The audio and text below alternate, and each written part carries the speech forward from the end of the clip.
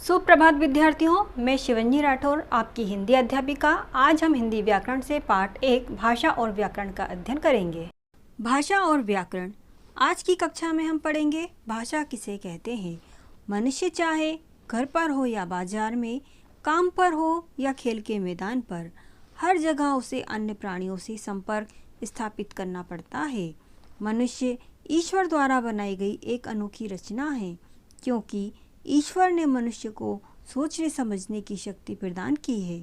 साथ ही मनुष्य को भाषा का अनुपम वरदान प्राप्त है। भाषा के कारण ही मनुष्य सर्वश्रेष्ठ प्राणी है। अपने विचारों की अभिव्यक्ति करने के लिए उसे भाषा की आवश्यकता होती है।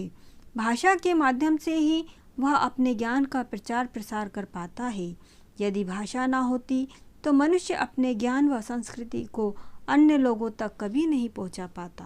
भाषा शब्द की उत्पत्ति संस्कृत भाषा की भाष धातु से हुई है, जिसका अर्थ है बोलना।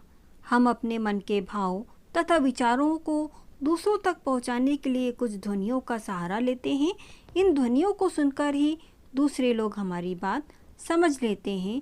इसे ही भाषा कहते हैं। परिभाषा। मनुष्य अपने मन के भावों तथा विचारों के आदान प्रदान हेतु जिस साधन का प्रयोग करता है उसे भाषा कहते हैं। भाषा के रूप। भाषा के 3 रूप हैं: मौखिक भाषा, लिखित भाषा और सांकेतिक भाषा। मौखिक भाषा। जब हम अपने मन के भाव व विचारों को दूसरों के सामने बोलकर प्रकट करते हैं, इसे हम मौखिक भाषा कहते हैं। जैसे आपने देखा होगा, टेलीफोन, मोबाइल पर बात करना, रेडियो सुनना, नेताओं के भाषण आदि सुनना, यह सभी मौखिक भाषा के उदाहरण हैं। लिखित भाषा। भाषा के जिस रूप द्वारा व्यक्ति अपनी बात लिखकर दूसरों तक पहुंचाता है, वह लिखित भाषा कहलाती है। इसमें दूसरा व्यक्ति पढ़कर बात समझता है। भाषा का यह रूप मौखिक रूप की अपेक्षा सीमित होता है। लिखित भाषा के उदाहरण हैं जैसे समाचार पत्र पढ़ना, पत्र लिखना, पुस्तकें पढ़ना आदि। सांकेतिक भाषा। बच्चों, कई बार आपने देखा होगा कि हम संकेतों के माध्यम से भी अपनी बात या अपने भाव दूसरों तक पहुंचाते हैं। हम इसके अंतर्गत अपने शारीरिक हाव भाव द्वारा या मुद्राओं के द्वारा अपने बात कहते हैं। आपने देखा होगा, गूंगे बहरे व्यक्ति अपनी बातचीत इसी तरह से करते हैं। ट्रैफिक पुलिस द्वारा संकेत देना, यह सभी सांकेतिक भाषा के उदाहरण हैं। बोली। किसी क्षेत्र विशेष में बोली जाने वाली भाषा को बोली कहते हैं। एक क्षेत्र से दूसरे क्षेत्र में जाने पर भाषा में कुछ परिवर्तन आ जाता है, जिससे उसका रूप बदल जाता है। एक ही भाषा के कई रूप हो जाते हैं। एक ही भाषा के इन क्षेत्रीय रूपों को बोली कहते हैं। अब हम देखेंगे भाषा और बोली में अंतर। भाषा। भाषा का क्षेत्र व्यापक होता है और बोली का क्षेत्र सीमित होता है। भाषा में साहित्य की रचना होती है, बोली केवल उच्चारण तक सीमित होती है। भाषा का प्रयोग सरकारी कामकाज आदि में किया जाता है और बोली किसी क्षेत्र विशेष के सामान्य व्यवहार की भाषा होती है। लिपि।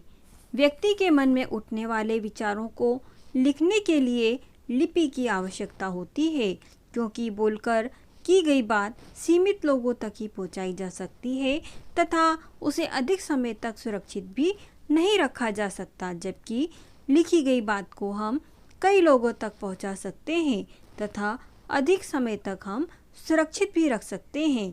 प्रत्येक भाषा को लिखने के लिए कुछ विशिष्ट चिन्हों की आवश्यकता होती है। इन्हीं चिन्हों को लिपि कहते हैं। हमारे देश भारत में अनेक प्रकार की भाषाएं बोली जाती है। इन सभी भाषाओं को लिखने के लिए लिपियां भी अलग अलग होती है। जैसे हिंदी व संस्कृत भाषा देवनागरी लिपि में लिखी जाती है, जबकि अंग्रेजी भाषा रोमन लिपि में लिखी जाती है और उर्दू फारसी में, पंजाबी गुरुमुखी में। राष्ट्रभाषा। राष्ट्रभाषा वह भाषा है जिसका प्रयोग संपूर्ण राष्ट्र करता है। भारत की राष्ट्रभाषा हिंदी है। भारतीय संविधान के अनुच्छेद 343 के अनुसार 14 सितंबर 1949 को हिंदी को भारत की राजभाषा के रूप में स्वीकार किया गया। इसलिए इस दिन यानी 14 सितंबर को प्रतिवर्ष हिंदी दिवस मनाया जाता है। मानक भाषा। भारत में अनेक प्रकार की बोलियां बोली जाती हैं जिनका प्रभाव भाषा पर पड़ता है, जिसके कारण भाषा में एक रूपता बनाए रखना कठिन हो जाता है। इस एक रूपता को बनाए रखने के लिए मानक रूप की आवश्यकता पड़ती है। समाज में शिष्ट लोगों द्वारा प्रयुक्त की जाने वाली तथा विद्वानों द्वारा स्वीकृत भाषा को मानक भाषा कहते हैं। व्याकरण।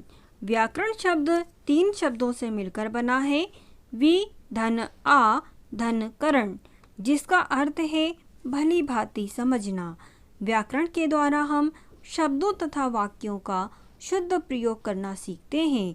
व्याकरण हमारी भाषा को शुद्ध व प्रभावशाली बनाती है। व्याकरण वह शास्त्र है जिसके द्वारा हम भाषा को शुद्ध बोलना, पढ़ना व लिखना सीखते हैं। भाषा प्रयोग की दृष्टि से व्याकरण का विशेष महत्व है।